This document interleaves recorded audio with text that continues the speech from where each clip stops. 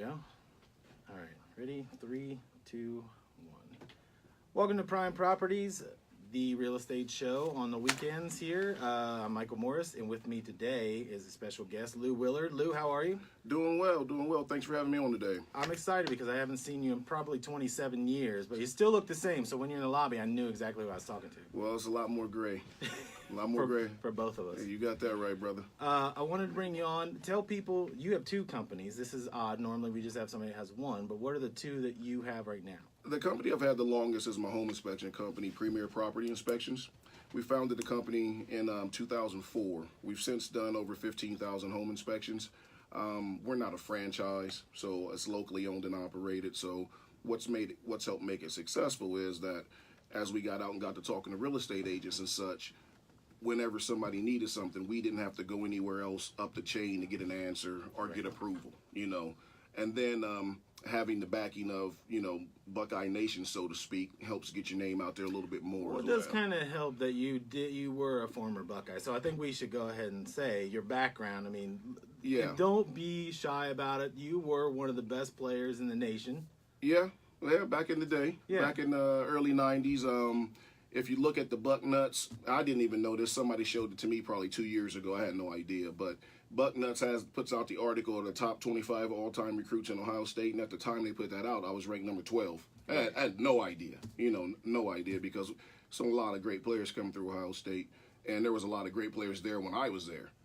So to be looked at like that, that was quite an honor. Well, I remember it was a big deal because back then, I mean, you're a year older than I was, but I remember it was kind of like we all went to school with royalty. But then, when football season's over and you'd be in basketball practice, it wasn't like it was loyalty. You were chopping us all in the face and all that stuff to rebounds. It's only way I could play when you lack talent. You got to do what you got to do. That's right. So you start this company in 2004. What led you to do that? Pretty much I did.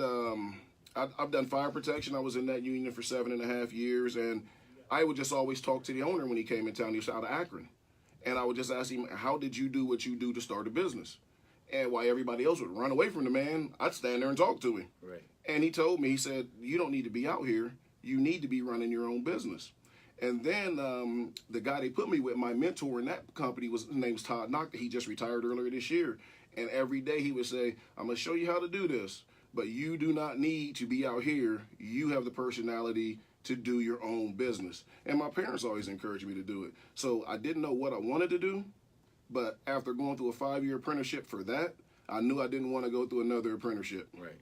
And in Ohio, you don't have to have any type of licensing to become a home inspector. You just have to know what you're doing. And fortunately enough, a good friend of mine's dad was a builder when we were in high school. And we helped him. Well, we didn't help him build 10 houses. We walked around behind him and got the ins and outs of it and had to clean everything up if we wanted some money in our pockets instead of going to get a real job. Right. So got lucky and learned it just like that. So when it came time to decide what I wanted to do, I knew I wanted to go into real estate, but I didn't know if I wanted to be an agent, an appraiser, be on the lending side. So I just looked at it all, and everything had school involved with it, except the home inspection side. Right. I said, so that's what I just did 5.5 years of school. I'm not doing another however long. I'm tired of it. So that's what led me into it. Now, so you start in 2004. What I found was crazy is that you guys were on the 2007 edition of Extreme Home Makeover? Yes. How does that happen? That can't be Buckeye Nation. Ironically enough, yes and no. What happened was the people who were getting the house, it was a veteran who had fallen out of work and they were on hard times, and his agent was Justin Gwynn, who was a real estate agent. And I've been on the Gwynns forever. Played with Anthony and the late Jason Gwynn, who was one of the best football players I've ever seen in my life. But I played at Ohio State with those guys. So we were already working together for the home inspections. So he put our name out there to the cast, and they called us. We thought somebody was prank calling us. Right. We're like, we hung up on them the first time. It was. Well, what did they say when they call? They're like, "Hey, we're with ABC or we're with Home." This is I don't remember their name, but this is such and such executive producer of Extreme Makeover Home Edition, whatever. Click, and they called back. Said, "Do not hang up again, or we won't call back." I said, "Okay," and they told us who they were, and They said you won't know if you're going to be on the show or not until the morning when they come out and surprise the people and say, we're getting you a new house. So they said, can you be on standby? Now this is this hit TV show asking us if we mind being on standby. And of course you said no. I said, no, I got stuff to do, man. He said, can you be on standby between like 9 and 11 o'clock on a Sunday morning? If we call you, can you get to the house in 20 minutes? Absolutely. And we got the call, we ran out there, and away we went. And the process that they did that was awesome because they actually build that house off site. They put it together. They just piece it back together like a puzzle on site. But there's still no curing concrete, drying drywall mud off site. You got to do all that on site, and it's a 24-hour-a-day process. So that's not a gimmick. That really happens. It really happens in 7 days. It really happened. Now, the framing and everything, like I say, is put together, and they use one of the most modern types of foundations where you just piece them together and click them. So the concrete's cured off site, but not all of it can be cured. You see what I'm saying? Yeah. So they got to get in there, and they'll say, you're in the house from 1 to 1:45, and you're out. So you have got to get done with. They had 100 drywall guys in the house at one time. Oh, my. So it's a process that, and it's very well organized. And Ty Pennington and those guys are crazy. Well, when you watch that, it's so much different than, like, when I was a kid, PBS always had This Old House. Yes. And I was always interested because I thought it was amazing how the guy, Bob Vila, would float to different, like a carpenter, but you'd see in the background someone's doing windows or all this other stuff, but they had weeks to do it. Yes. You know, it would be 6-8 weeks later they'd show it. This is all done in 24 hours. So it's you were on the ground floor to see that being done. And it's literally 7 days. I mean, and it's like we had backstage page. They gave us back, the behind the scene passes for our families and stuff. So it was cool to be able to take them there because our kids were a lot younger too. Yeah. So they really got a kick out of all the TV cameras and stuff. It happened to be the show where I forget the guy's name who was the carpenter, but he almost cut his thumb off. So we actually were sponsored an event for HER Realtors.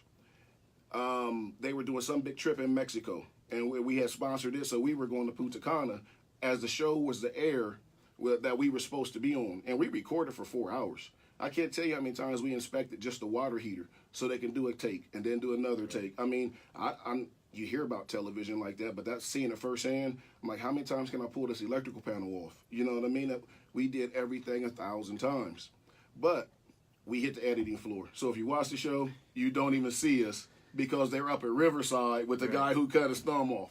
I was hoping that you were, like, at least documenting this, taking your own pictures. No one can take it away if you have at least one picture on the set. Yeah, we had pictures of Ty in the crew, and they were fantastic to us. We actually uncovered in that house when they actually tore it down, because we inspected the one that they were tearing down, and then we went back and inspected the one that they built.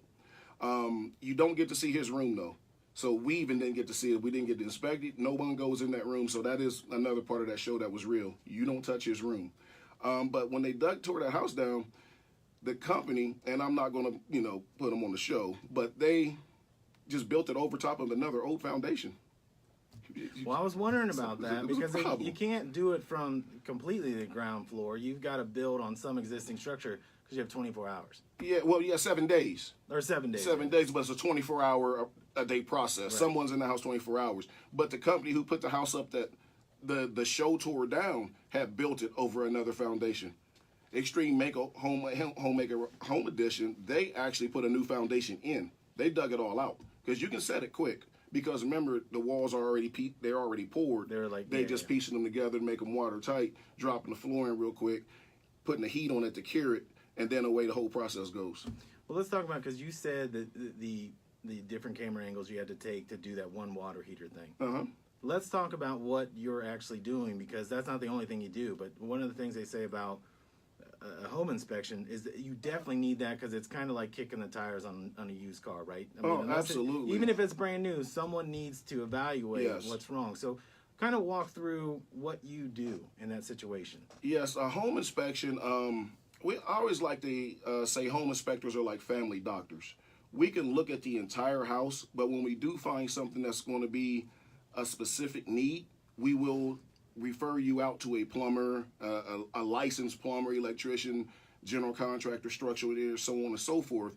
But we look at everything from the roof to the exterior driveway curb, then inside is the HVAC system, the plumbing, the electrical, doors, windows, outlets, kitchen appliances that's there. Only thing that we don't turn on personally is the washer and the dryer, because there's too many cycles to deal with it. But do you do this, because you said you're kind of like the family doctor, you inspect these homes like it's your home, right? Because Absolutely. at the end of the day, it's your reputation on the line that you need to find. And if we miss something, it will be our home. Is that the risk you take? Is that if you miss something big, if you miss a crack in the foundation or something? That's the risk that we take, but the risk associated with the industry is not like that. That's why I've been pushing for licensing since 2007. But now that's just now coming about. It should be in effect in 2019, because I could come to your house, hypothetically miss something that would cost you $10,000. All I owe you is what you paid me. The fee for the inspection, which is ridiculous. When I was researching, talking to you, I thought this is a very odd thing that the only risk I just refund you your money. Refund you your money. Well, you could be in the whole $10,000, like you said. Yes. And you went through the proper channels. So it is important to get the right home inspector. You got to have the right home inspector. Like, we have E&O insurance. We have certifications through the largest organization in the world, which is InterNACHI, which you have to do continuing education through. You have to have a test just to get certified through that. And the test is hard. It's a national test. So they don't build the same way in the Midwest that they do in the East Coast or the West, or especially the South, because the ground's different. Right. But they quiz you on that stuff too. So we all have that, but there's some guys, unfortunately, that doesn't have anything.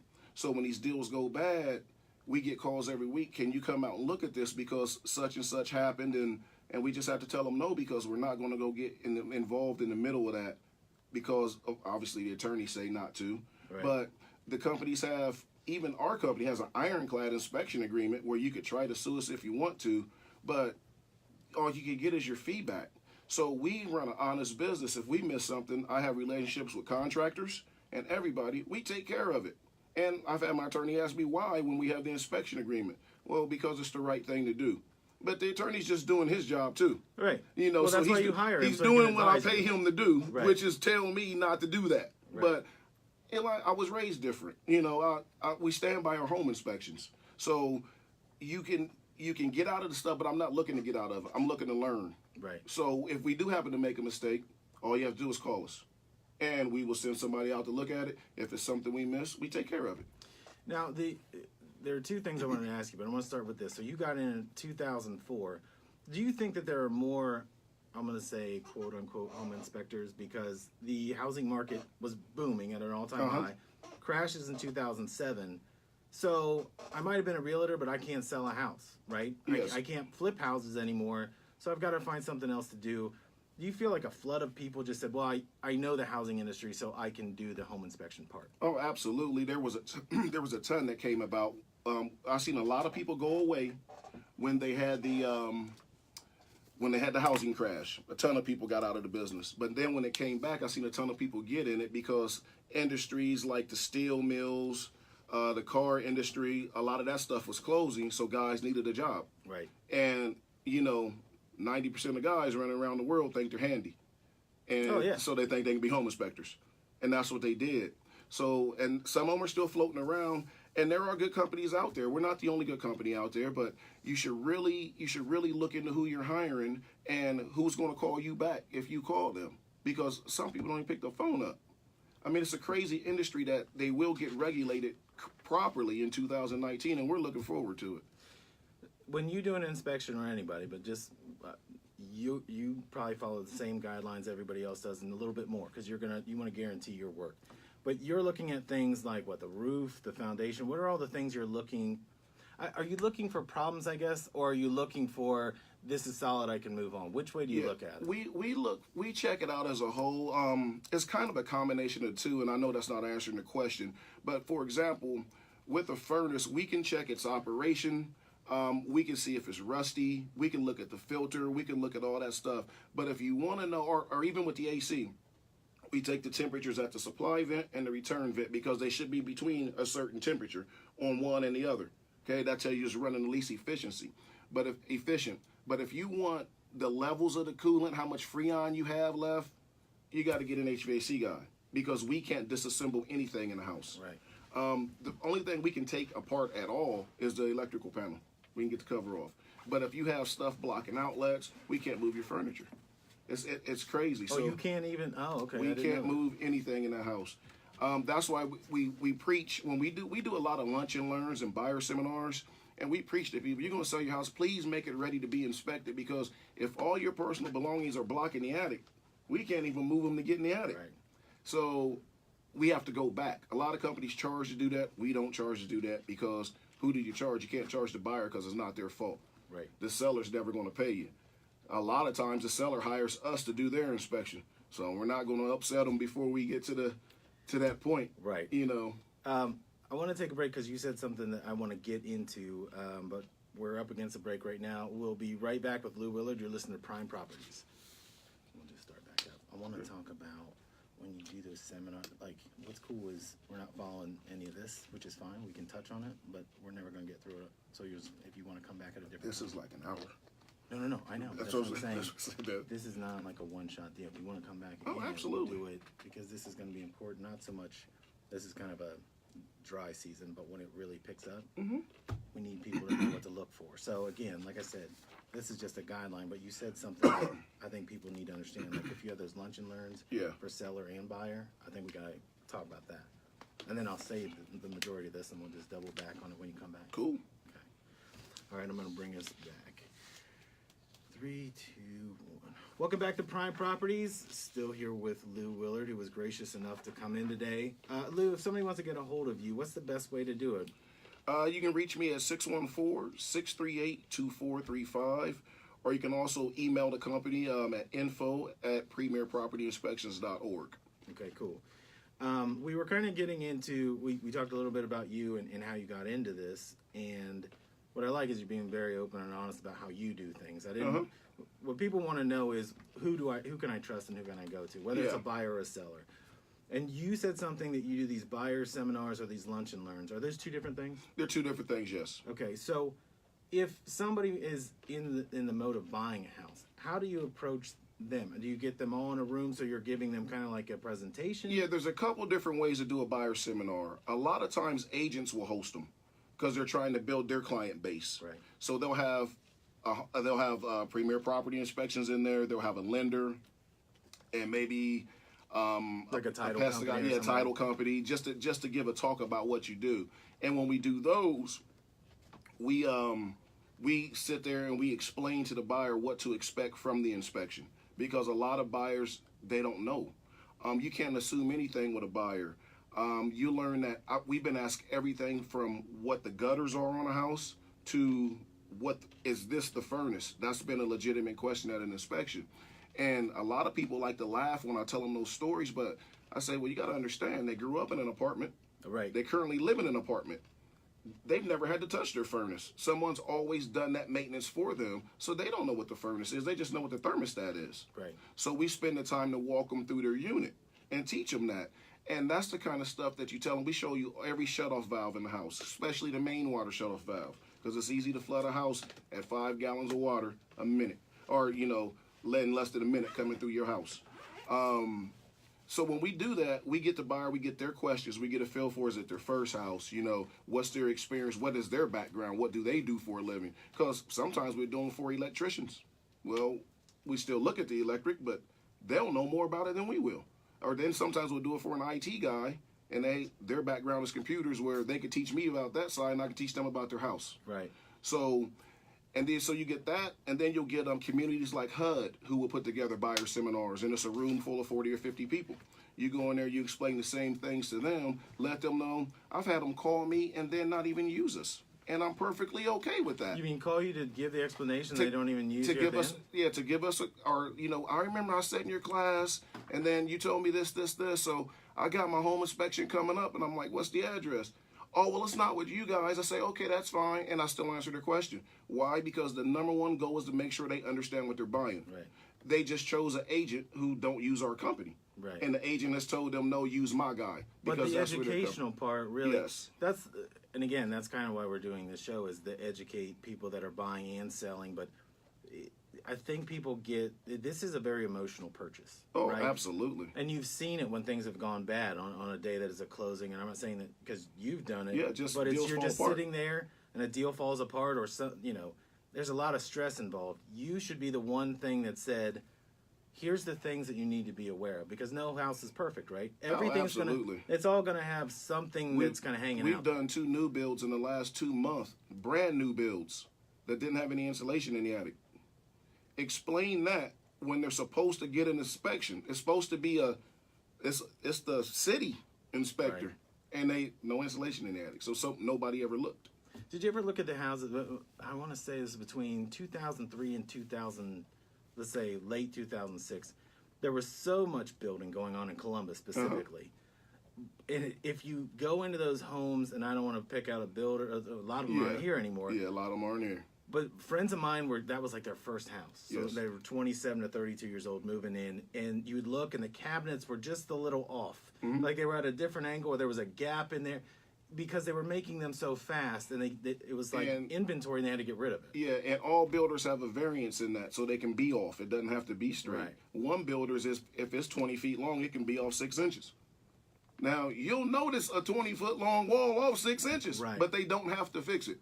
Now, we found that, and that builder has fixed it twice when we found it. So, but they could have stood by, well, it's within our variance. Right. But there was one particular builder, you can go 24 inches on a, between the floor joists. They take it to 24 inches. You walk through their houses, the floor bounces. Like, I'm a Right. big guy, and you can feel it. You can feel it in the floor when you step between them. And they also run their ductwork. If you look at any normal house, the ductwork is on the outside of the walls, underneath the windows, or at least by the window. Theirs was all at the interior. It saved them from it saved them on the cost of the ductwork. So you can find that out, but for example, if you're going into these, in those communities where how they phrased it, you weren't buying a house, you were living in a community. Yes. And they were building, let's say, 100 of them in an area, but they had X amount of time to get them done. When you go and inspect those homes, like, you have to know when the year that the home was built. So do you kind of get a little ballpark of, I know the insulation's probably off, I know the cabinets are probably off. Yeah, it's just, you get to know builders, and when you pull up to a house, you go, oh, this is blank built this one. So we already know we got to walk a fine line to explain to this buyer how this one particular builder loved the huge master bedrooms. I'm talking 30 by 20 master bedrooms. But all the ductwork's from the inside. In the dead of winter, you walk to the outer edges of the room, it's cold. Mm-hmm. The windows would literally get a little bit of frost on them. So, but there's nothing you can do to change But it's not wrong. They've run it within the specifications that are supposed to be run, but you got to bring that up, because if you don't bring it up, guess who they're calling the minute their windows frost up and we did their home inspection? You missed it. You missed it. But there's nothing wrong. So, but then you get into a situation as a home inspector, if you tell them what's going on and they walk away, you got to make sure that you're not killing deals, or you get a reputation of a deal killer, and all of a sudden you're out of business. So it is a delicate situation when you're talking to the clients. That's why when we do find something wrong, we try to tell them how to fix it. So some people can fix it, some people can't. Everybody wants to know how much it will cost to fix. Well, it all depends on who you have, but it should kind of be in this ballpark range. Right. We can help them with that, but we'll also point out the good parts of a house. Like if you see some stuff going on with a bunch of, you got some leaks under some sinks and stuff, we go, but hey, you got 20 windows in this house and they all new. Mm-hmm. So they just got a couple leaks, but they just put a few $1,000s worth of windows in this house. Not saying you shouldn't ask them when you request a remedy to fix these leaks, because they do need to be fixed. But what I'm saying is, don't just take your ball and go home and find the next house because of a couple small leaks. Well, a lot of times when someone's buying a house, again, it is an emotional decision. You'll see people, the aesthetic of what it looks like means more. So you could tell them there's a swamp in the basement, but the master bedroom is what I've always pictured, right? Because everybody has that magazine. Yes. I just know growing up, my parents, we did that tour when I was a kid, and I used to hate it. But that's how I learned so much about housing was, the way that the outside looks, the landscaping, the gazebo, like all that. Oh, yeah. When you're 11 years old, you shouldn't know those things. But that was how I learned, like, someone can fall in love with the look of something. Your job is to let them know, not the negatives, but here's what you're buying. Do you look at it and say this is more of you need to be aware of it, or it's a concern? Because there's a different... Depends on what happens. If you have if you have certain types of cracks in your foundation, you can be aware of the vertical crack because it's settling. stair-step cracks coming into both corners to the same corner, it's a concern because your footer might be cracked. Now, the footer is what the house sits on. Right. That's the main part of the house is the footer. So there's a difference between be aware and be concerned. But we still tell them how to address both issues so they kind of understand cost-wise what they're looking at. Right. So I've had people in the house start crying. They cry. We've had people, if something big comes up because they fell in love with the house before we even got there, we walk in the basement with them and there's 6 inches of water on the floor. They start crying because the husband will say, we're not buying it, or the wife will say it's over, and there's nothing we can tell them. We just start calling real estate agents at that time. Right. Number one, come over here and get something working because you got water filling up the house. We've had people at inspections not worry about what we're doing. They've been there the whole time with the carpet guy, their painter. They've already moving in. They're moving in. And they'll tell you, unless you tell me it's falling down, I'm buying it. Thinking, well, it's so they get so emotionally tied to the house. I've had them ask me at the end of inspections, do you remember what color the dining room was? I have no idea. I can tell you what's going on with the house, but I don't know what color every room was. Now, it's in my pictures in the report. I have to go back and look. But I'm looking at the house. They're looking at paint, furniture, dining room sets. So they're just it's interesting. It's very, you meet a ton of different people. Well, listen, you're not going to believe this, but we've already run out of time. So this is what I'm going to ask you, because I had so much other things to ask you about. Can I get you to come back in January? Absolutely. Okay. Absolutely. I want to say thank you to Lou Willard for coming on. And again, tell people how they can get in touch with you. 614-638-2435 or info@premierpropertyinspections.org. All right, that's it for Prime Properties. We'll see you next week. Yeah, we teach new agent training, and that class